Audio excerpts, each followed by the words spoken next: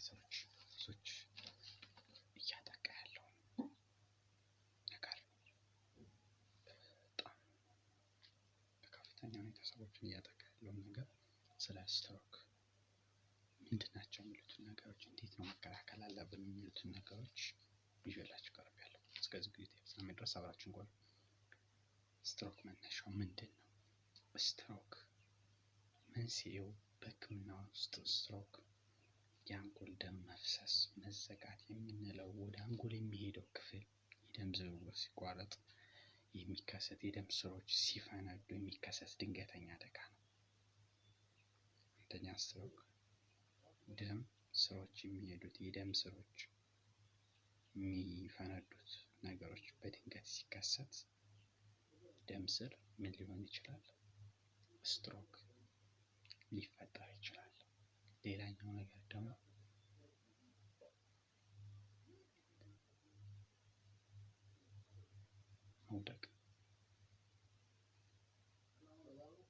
መውደቅም ልክ እንደ ስትሮክ ምን ሊያደርግ ይችላል?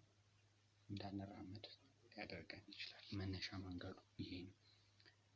ይህ ሊሆን የሚችልበት የአንጎል ክፍሎች ምንድን ናቸው? በቂ ኦክስጅን ምግብ የማያገኝ ከሆነ አመጋገብ ስርዓት ተከትሎ የሚመጣ ነው። በዚህ ምክንያት የአንጎል ሴሎች በጥቂት ደቂቃዎች ውስጥ መሞት ይጀምራሉ። ስለ ስትሮክ ምክንያት መከሰቻ ምክንያቱ ዋነኛው ነገር ምንድነው? በቂ ኦክስጅን አለመኖሩ ነው። ሌላኛው እንዴት መከላከያ መንገዶችን በዝርዝር እየነገርኳችሁ እሄዳለሁ። የስትሮክ መነሻ ምክንያቱን ከመጀመሪያ ነው።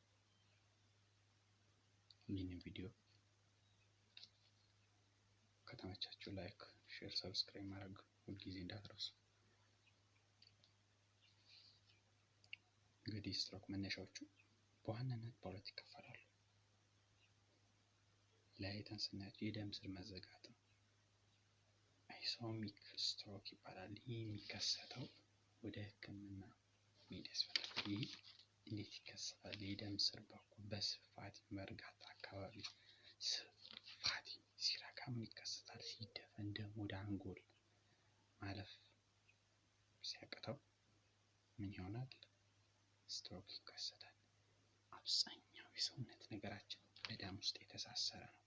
አንዴ ፋቲ ወደ አንጎል መድረስ የማይችል ከሆነ ምን ይሆናል? ስትሮክ ሀፕን ሊያደርግ ይችላል። የደም ስር መፍሰስ ሄሞራጂክ ስትሮክ ይባላል። ይህ ደግሞ በአንጎል ውስጥ ያለ ደም ስር ቀዶ ሕክምና ፈንድቶ ደም አንጎል ቱቦዎች ሲፈስ የሚከሰት ነው። መነሻ ምክንያቱ ብዙ ሪዝን አለው። ሀሳቡን ከተመቻችሁ ኮሜንት ላይ ማጋራት ትችላላችሁ። ይህን ቪዲዮ ላይክ፣ ሰብስክራይብ ያደረጋችሁ እስከ ዝግጅት ፍጻሜ ድረስ አብራችሁን ቆዩ። ሌላኛው ለስትሮክ ተጋላጭነትን የሚጨምሩ ነገሮችን ደግሞ በዝርዝር እያናቸው እንሄዳለን። ከፍተኛ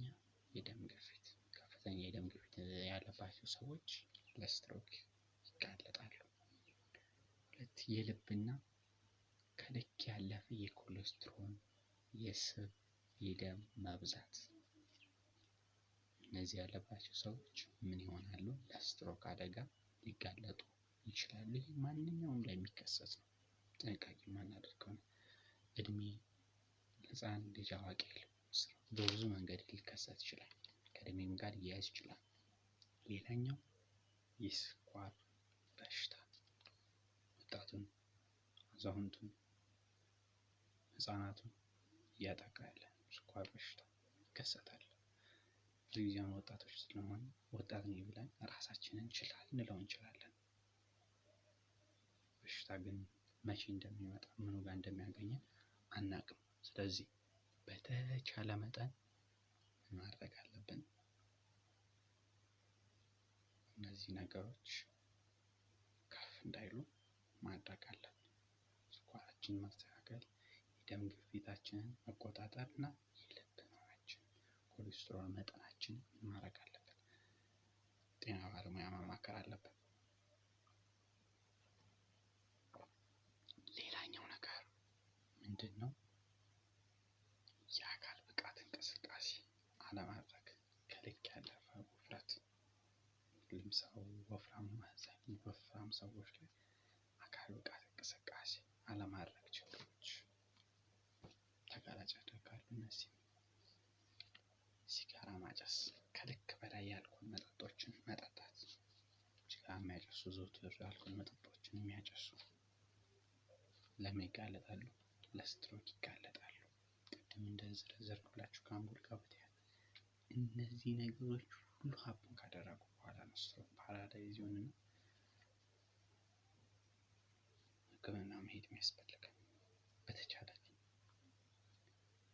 ሳያመን የምንሄዳቸው የሚሰሙን ስሜቶች ማወቅ አለብን። በተለይ አሁን አዝሮ በሚጥለን ጊዜ ማሰብ አለብን። በተሻለ መጠን ሆስፒታል የመሄድ ልማድ ሊኖረን ይገባል። ሌላኛው ነገር ከእድሜ መግፋት ጋር ከቤተሰብ በዘር የሚወረሱ ነገሮች ላይ ሀፕን ያደርጋሉ።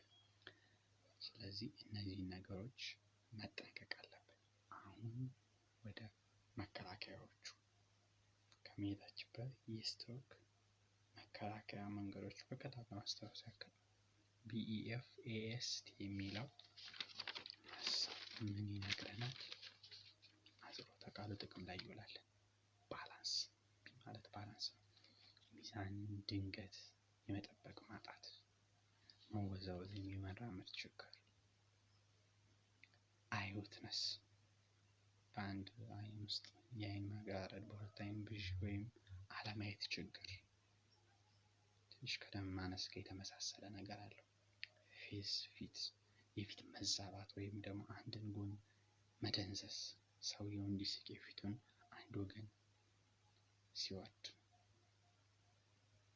አርምስ እጅ ወይም እግር መደንዘዝ ወይም ደግሞ አቅም ማጣት፣ ሁለቱም እጆች ወደ ላይ እንዲነሱ ሲጠይቁ አንዱ እጅ ብቻ መጠበቅ። አንዳንድ ጊዜ እንደዚህ የሚጨብጣቸው ነገሮች ሁሉ እንትን ላይሉ ይችላሉ።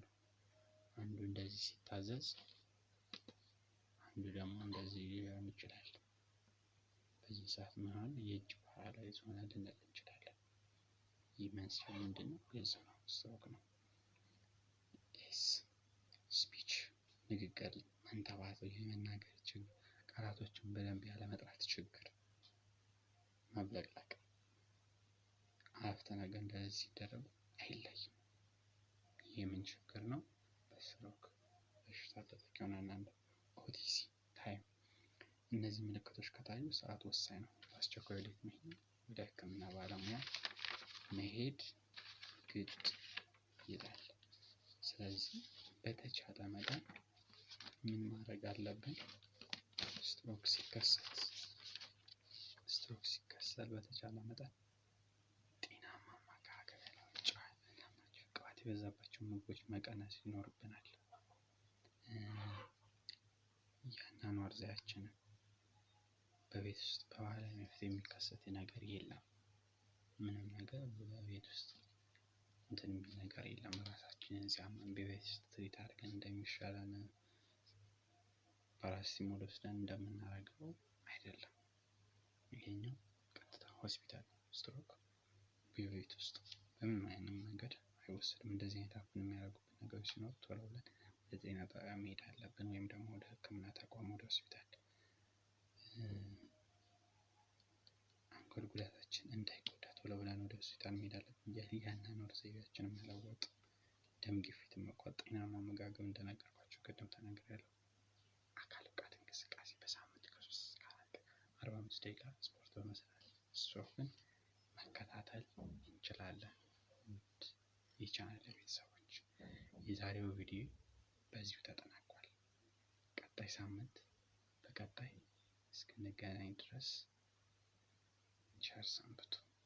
ሰብስክራይብ ግን ቪዲዮውን እባካችሁ አድርጉልኝ። የኔ ማድረግ የሚገኘው እናንተ ተመልካቾች ላይክ፣ ሰብስክራይብ በምታደርጉት ነው። እንደዚህ አድርጉ።